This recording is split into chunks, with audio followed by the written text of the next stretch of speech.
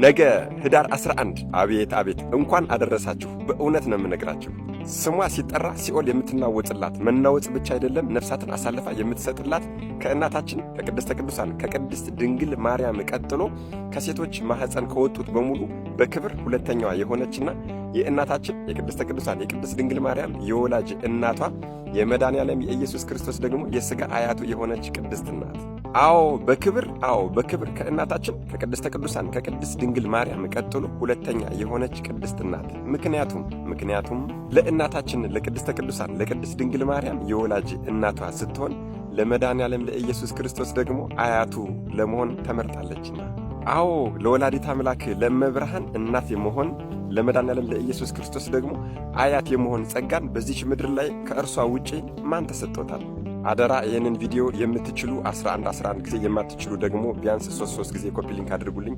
ለሁሉም ይዳረሳል። ለቤቱ አዲስ የሆናችሁን ፎሎ ማድረግ እንዳይረሳ።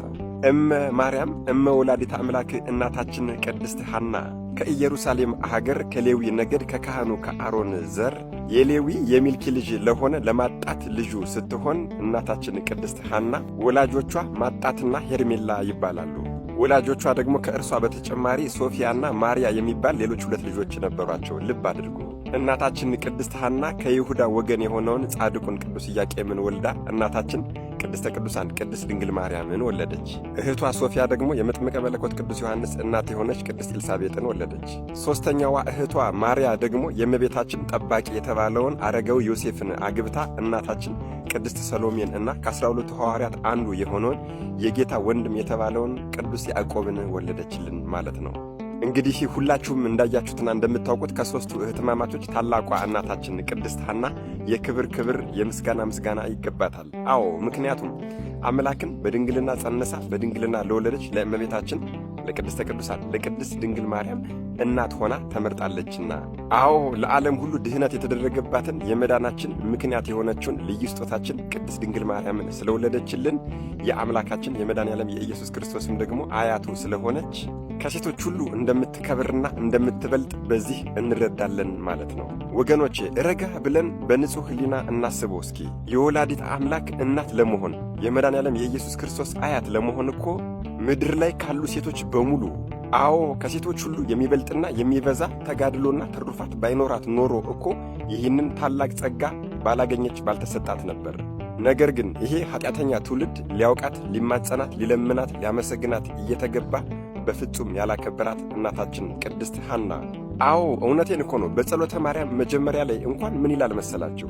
እናታችን ቅድስት ድንግል ማርያም ሆይ ስለ እናትሽ ስለ ቅድስት ሐና ብለሽ ስለ አባትሽ ስለ ቅዱስ ኢያቄም ብለሽ ድንግል ማኅበራችንን ዛሬ ባርኪልን፣ ድንግል ጸሎታችንን ዛሬ አሳርጊልን፣ ድንግል ከፈጣሪያችን ጋር ዛሬ አማልጅን፣ ሀገራችን ኢትዮጵያን ሰላም አድርጊልን፣ ደም መፋሰሱን አቁሚልን፣ አጽራረ ቤተ ክርስቲያን አስታክሽልን እያልን እኮ እናታችን ቅድስተ ቅዱሳን ቅድስት ድንግል ማርያምን በጸሎተ ማርያም በሰላም ለኪ እንማጸናታለን አይደል እንዴ?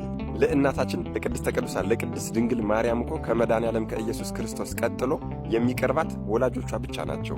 አንዳንድ አባቶቻችን እኮ ስለ እናታችን ስለ ቅድስት ሐና ታላቅ ቃል ኪዳን ሲነግሩን ስሟ በሚጠራ ሰዓት ሲኦል ትናወጽላታለች ብለውናል።